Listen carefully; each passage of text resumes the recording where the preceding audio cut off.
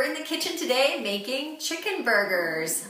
You could also use ground turkey as well, but today we're going to use some ground chicken. We're going to take that burger that we all know and love, and we're going to give it a great twist and make it in a healthier way. First things first, I've read through my recipe, I have prepared my vegetables, and I've gotten everything in its place.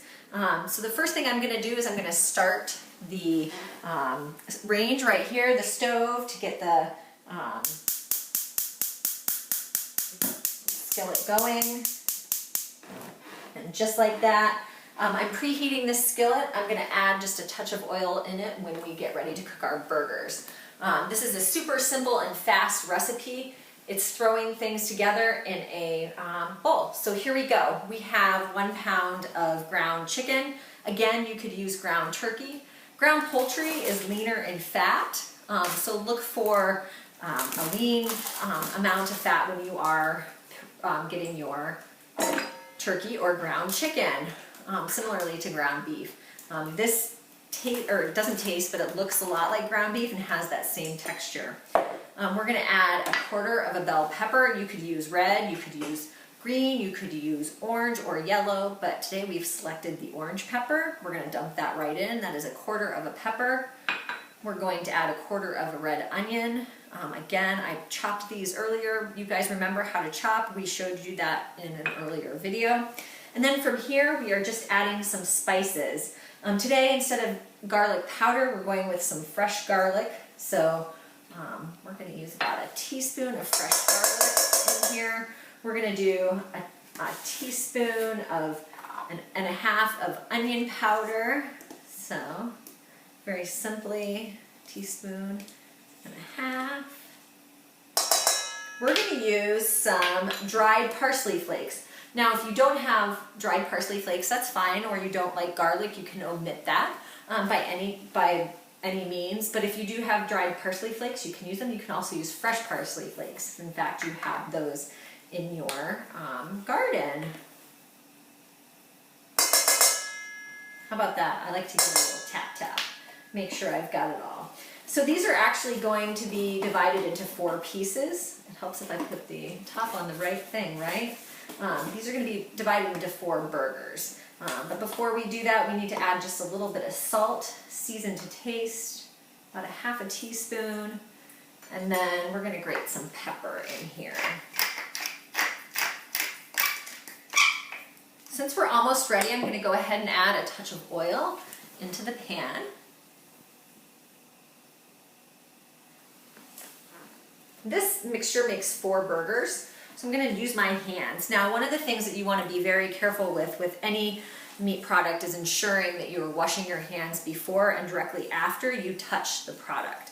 I washed my hands before we started this segment, and as soon as these are mixed up and I put the burger into the pan, I am going to then wash my hands.